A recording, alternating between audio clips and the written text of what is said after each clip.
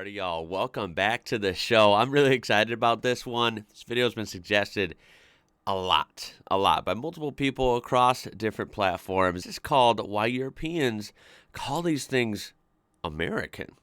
Okay, sounds kind of interesting. We're just going to jump right into it. This is from one of the best channels out there. It's called Honest Guide. This is a Czech channel, and they're just really interesting, really fun. I watch them quite a bit in my spare time, and they're just really, really good. I've not seen this one, of course, so that's why we're going to watch it together. Now, I will only feature part of this video, so if you want to watch the whole video, then I definitely encourage you to do so with the link in the description down below, and definitely check their channel out.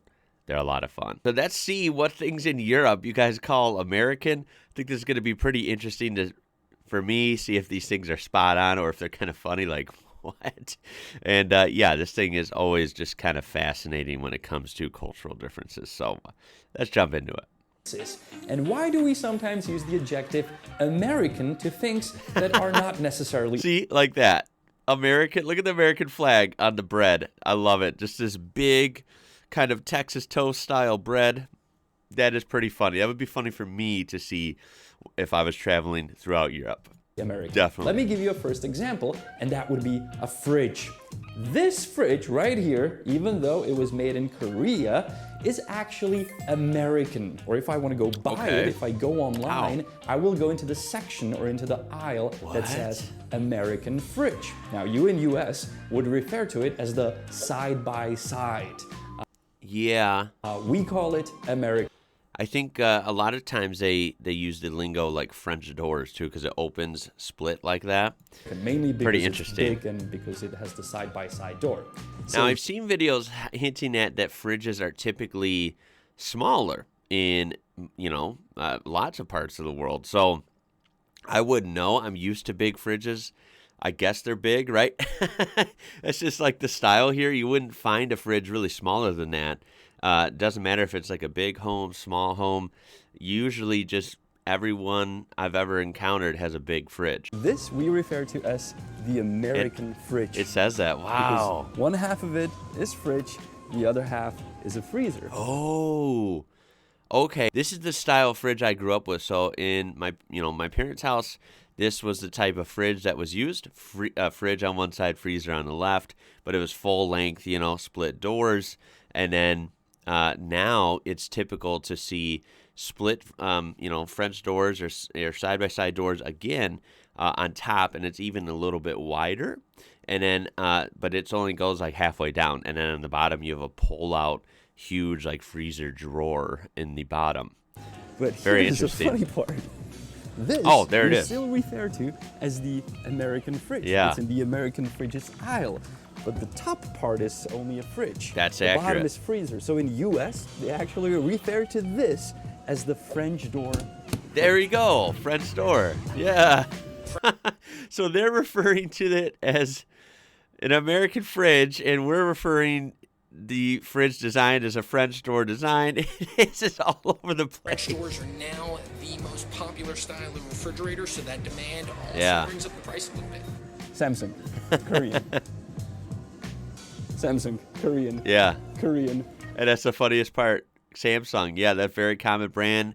LG, quite a lot of the fridge brands that you could buy here are Korean. Yeah. So much for America, huh? Now let's stay with these box-shaped objects that we refer to as American, but let's move from the fridge to a coffin.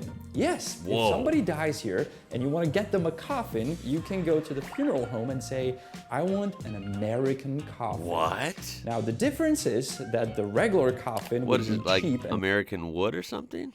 made out of cheap plywood. Oh. But the American is like solid, big, and has that opening where you can look.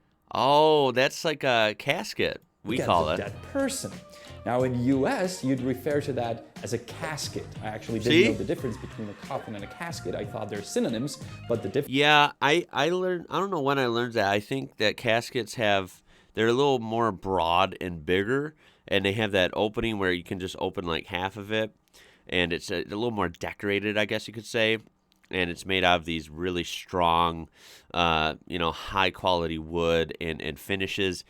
Whereas a coffin, like he said, might be a cheaper material, and I believe it just opens like the whole thing. So it's like it's smaller too. It's not as broad. That's what I understand the difference is. This is what a coffin looks like. Yeah. This is what a casket looks like. Exactly. But we, to your casket, would refer as the American coffin. Wow. Now, the only reason I can think of See, this is why these videos are interesting. I would have never known that. That's pretty funny. to get an American casket here is if you want to have a funeral with the open casket, which I've actually never attended, never heard of, or never been to in our country. So I guess that's mainly an American thing. That's why, therefore, you would go to get an American coffin. Yeah, so obviously here, caskets are super common, the American style casket. I'm assuming those are not very common then throughout Europe. That's interesting. Comment if you disagree with that. I'm pretty sure that's what it sounds like, that those are rare. Since we're already in the it's just funny. Position, let's move from a coffin. It's just interesting seeing the differences. To a bed, more specifically, the American bed. You want to wake up like an American movie? Well, I'm actually quoting IKEA, the Swedish seller of furniture, and they sell American beds here. No way. They sell regular beds as well, but what is an American bed? Yeah. Well, it's a bed with the box spring base. Now, I didn't really know what the differences are, but there's a platform bed and a box spring bed. So the box spring bed we refer to as the American bed. Yeah, right here. Yep, you have your big mattress. You have a box spring. It's weird. There is a weird trend going on in the U.S. This is the first time I've seen this in my lifetime, where people are ditching box springs and having like big mattresses just on the ground, like low, like really low beds. Whereas just a few years ago, it was really popular to like go as big as possible on both of these and have really high sitting beds. So I don't know what that's about. I don't know how these trends start with beds and stuff. But yeah, this is typically on the right. The box spring setup is, you know, a typical American setup. But it is moving towards not even a platform either, like just really low. I don't know what that's about. Maybe I'm blowing it out of proportion. I'm not a bed expert or anything. Again, that's interesting. I wouldn't have guessed box springs. I didn't know that was American. I thought that was like common around the, world. So the box spring bed we refer to as the American bed. Oh my God. In general, we're usually talking about something that's larger and quite a bit higher. Yeah. No, now, he's this right. is a regular potato, and this is American potatoes. What? Now, what the hell is that? In a bag? Well, it's actually a spice to use for potatoes to make them American. But before these turn into American potatoes, you also have to slice them and put them in the oven because we're making potato wedges. Oh, that's what you would call them in US. Right. We refer to them as American potatoes. Oh my God. And you can even go to the store and get funny. the spices for it that are called American. Wow. Yeah, so we have definitely a lot of potato dishes here, right? Very popular in many different ways. And as far as I know, there's obviously being here in America, that's pretty funny. There's not a spice just called like American potato spice. So that's really interesting. One of the biggest cultural differences in a supermarket we noticed is that our aisle with cereal is tiny little. This is the only selection we have of cereal. I mean, on the other hand, we have automated robots that just kind of... Oh my God, those things. I had saliva go down the wrong pipe. I apologize. These robots, we have these in some of our stores. Some of them are like the cleaning ones like this, and it just goes by itself. It's really weird. And then some of them, we also have inventory robots at a couple stores, so they look like actually futuristic, and they go around and they just like scan inventory. I don't even know what they do, honestly. Maybe I'll have to get a video of that sometime. They're pretty interesting. But yeah, watch out for the automated cleaners. They're around. And this wasn't our cereal. Planned. Anyhow, this wasn't planned. Yeah, that is how it goes. Making videos in public, by the way, it is always like everything just becomes alive. It's very interesting what you run into. But yeah, that is hilariously small, just because. Coming from America, the cereal aisle would be, however the long this aisle is, it'd be a whole thing. So you'd have a whole aisle filled with cereal, just you know, end to end. It's craziness, honestly. Much bigger, as the sign says, but all of this is just healthy stuff. Like Right. we don't have Fruit Loops or Yeah, Lucky there's Charms an and stuff American like that. cereal aisle. Like healthy cereal. I'd be interested to see. This would be one of the funnest things if, you know, when I was traveling. So, you know, if I'm in the Czech Republic, I'm in Germany, I'm wherever, right? Going to the grocery store, it would be like a wonderland to me because it'd be fun to see the differences. I imagine, and this is the best part, right? Well, actually, the sad part, honestly. It would be fun to see how many healthy options there are, how many, you know, see the ingredients on all these typical products. You know, I'm assuming I'd find a lot of really nice things. I've heard groceries are actually cheaper in most countries in Europe than here in the U.S. because right now groceries are through the roof expensive in the U.S. lately. You know, there is healthy food here, but it's harder to find. It typically is more expensive. A lot of food has just, you know, this garbage no one wants in there, like this corn syrup and, you know, crazy food dyes like Red 40 and all that stuff. Way too many preservatives and chemicals and all these weird things. So, yeah, it'd be really refreshing to shop somewhere like this. Since we've already been to the supermarket to get the American potatoes, we also grabbed the American bread. Now, That is what too is funny. that? It's a regular sandwich bread that we usually refer to as the toast bread, but it has American flag all over it because it is much wider and larger in size than our toast bread. I mean, you can clearly see Oh my God, look at the right? This one difference. is also like Oh my God, that's that's hilarious. Look at the American bread. Look at the Euro bread. Wow, I did not know that was a thing either. Again, it's funny seeing this because this American style bread is just the bread you buy at the store. The Euro bread may be smaller, but it looks really good. It looks soft. It looks nice, honestly. fluffier. I prefer this one. This is the regular Yeah. Czech one, but not regular Czech European bread. Our normal bread is Right. That would be the best, of course. He's right. That would be bread you'd be getting in Europe, fresh from like a bakery, and that's what's severely lacking here in the U.S. This would be next level, trying that. much. Whoa, man, you bought America? That's awesome. Now, what did What? my friend buy? I know.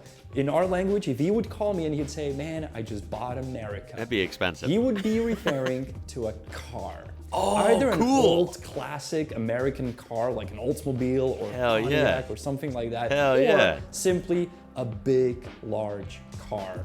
Ooh. Hey, American car culture sitting there. You gotta call it a truck, man. That's a truck. It's not a car. I'm just kidding. Truck guys, you know, I've always been a truck guy, so I like trucks too. I like cars and trucks. Yeah, that's always like a little inside joke. Like some people call big trucks like this is clearly, I can tell by the bumper. This is clearly a heavy duty Ram. So this is a Ram 2500, maybe a Ram 3500. And that is definitely not a car. I mean, look how big it is compared to that Volkswagen right here, right? But yeah, it's a little inside joke in the truck community. Like when regular people who aren't really big into cars or trucks, let's say, call big trucks, they call them cars. I always chuckle a bit. It's really not a big deal. It's more of just a funny little inside joke, like, oh my God, how could they call that a car? It's a huge truck, you know? So yeah, that's pretty funny. I had to throw it in there. Literally just saying, like, I got an America means you got an American car. Very interesting. My question is, wherever you're watching this from, how common is it to see an American car like this? I suppose if you go to like some sort of a car show or a car meet, you know, of course, then you usually see a variety of unique cars, right, wherever country you're in. So maybe you might see American cars at something like that. But what about just parked on the street or you're out driving, you know, you see one in traffic? How common is it to see a big, you know, Ram truck like this, even with the big wheels, maybe perhaps a lift kit? You know, how common is that? Because that is every day, every street corner here in America, you're seeing a truck like this. And then, of course, maybe classic American cars like this, or sports cars like a Corvette or a Camaro or a Mustang. You know, how common are these where you're watching from? I'd be curious to know. Not least, and we have to talk about this topic, is the American football. Oh, yeah. Now, what you call football is not football because you're not using your foot nor a ball to play it. You're actually using an egg-shaped object. Yeah, it's a weird shape. With your hands. Therefore, it should be called hand egg or egg hand. Egg hand. Egg hand. There we go. That's why we're. You mentioned the NFL changed the name of the game to Egg Hand. So what would it be? Instead of the National Football League, it would be the NGHL, the National Egg Hand League. There we go. You might be onto something. We'll see if they change refer it. to your funny game as American football, and our football is what it is. That's right. Now, the adjective American that. usually means good or better or something special. There's even a famous Czech movie where the actor is asking another actor, if I put two identical matchboxes in front of you and I would say that one is from America, the United States, which one would you pick? And he says, well, of course, the American, it has to be better. Tak není něco z USA, tak se to pánu nelíbí. And I'm curious to ask you Americans, and I know many of you are watching, do you have the same thing with Europe? If something is from Europe, do you consider it to be better quality? That's a great question. I would say in my experience, that goes two ways. Most of the time, yes. So I'd say maybe decades ago, American made was a big deal even here. And there was some truth to it. There was a lot of industries where American made was superior. It was really, really well done. Really good materials. Now I think that's harder to find nowadays. It might be still there, but it's a little harder to find compared to maybe 30, 40 years ago or 50 years ago. You have some crappy products that are made in America. You have some products that are outsourced, that people may not be fond of. They might be outsourced to Mexico. They may be outsourced to South America somewhere, like Brazil or something. But most of all, you see loads and loads of products, made in China, right? And typically those are either looked down upon or maybe a neutral outlook on them, but they're just known as being very cheap, probably not the best quality. It's just cheap and whatever. Right? Europe typically has a pretty good reputation for a product, so it's maybe less common. But look, if you're buying something like watches, or you're buying like a luxury car, right? More expensive things, if you can get a European version. So if you're buying a car, people usually have pretty high regard if you buy an Audi, or if you buy a Porsche, or if you buy a Mercedes-Benz. Of course, these are German, right?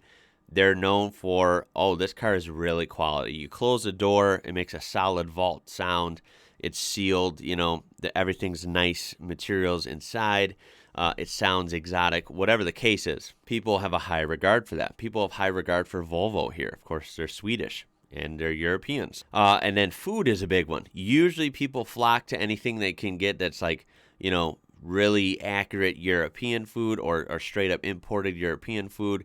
People are generally going to think it tastes good. People are going to think it's probably way healthier. It's more natural. And then the other one, on the flip side, is people definitely flock to like Japanese stuff too. So again, tools, cars, all these different things. People usually have an allegiance to, this product is made in Japan. I'm going to, be comfortable buying it because it's a good investment. This is going to be a good product. So that's like an American perspective. Again, people might be different, but I'd say my perspective on that is somewhat universal to a decent chunk of people here. It's kind of funny when you think about it. I wouldn't have known, so I guess I wouldn't have guessed, but it's kind of interesting that maybe some, definitely not all, but maybe some people in Europe might think, made in USA, I want that one, right? It's kind of funny how that works.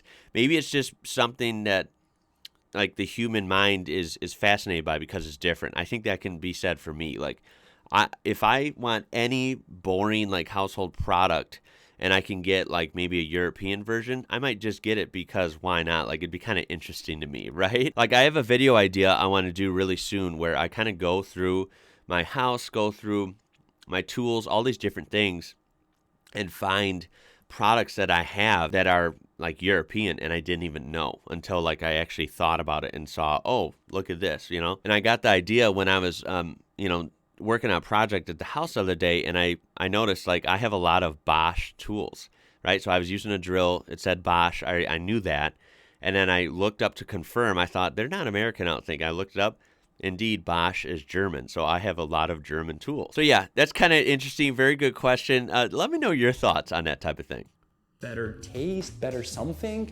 Are there things that you refer to as European that we wouldn't understand why? I actually discussed this with my American cousin, and she said that there's butter that they refer to as European, or yogurts or bread. Oh yeah. So I'm curious. A lot of food. There's more things that we would be surprised that you refer to as European. That would be a great video to make. I'll have to see if I can work on that. It would definitely take a little research and thinking, but I think it'd be fun to gather up a list of things we can find, styles of doing things, products that are European that maybe you guys might find funny or maybe aren't very European, but they're just marketed that way. I don't know. It'd be fun to find things in America here that are, called European, just like this video, but in reverse. So that's a video idea I'm going to work on. This was very good. Look, I did skip over a lot of them. You're going to want to watch the whole thing with that link down below. This is a excellent channel. Really always fun stuff from them. Round of applause. That was fun. Great suggestions. As always, guys, please keep them coming. I cannot wait to see the comments on this one. I hope this video does really well. This was a really, really fun one. Throw a like on there if you enjoyed it. Subscribe to be part of this amazing community we do have here. My name is Ian. You're watching IWrocker. And until next time, y'all. Catch you later.